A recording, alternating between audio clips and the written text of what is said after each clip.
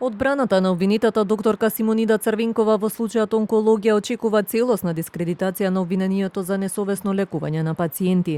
Адвокатот Владимир Туфекџиќ вели дека словеничкото вештачење е направено врз основа на нецелосна документација, но и дека не соодветствува со протоколите на лекување кои важеле во Македонија. Се докажува дека доктор Симонида правилно постапувала и го продолжила периодот за преживување повеќе од двојно кај секој пациент надвор од стандардите за просекот кои се потврдени во научни студии. Кратко речено, ова што сега го слушаме во судница, тоа е можеби тема за некој национален или светски конгрес на онколози, но не е тема за судница и за судска постапка. Претходно вештаците од Словенија кои проверуваа 51 медицинско досие од пациенти сведочија дека била давана терапија што не одговарала на конкретниот тип на карцином, како и случај на давање хемотерапија во терминална фаза на болеста.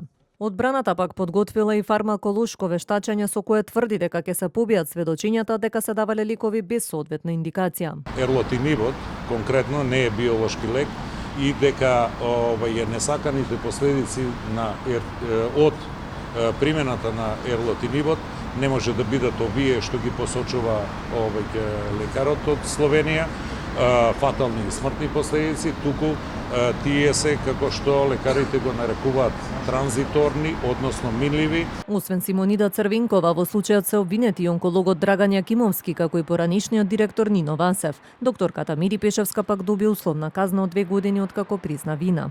Случајот сега се наоѓа во доказна постапка.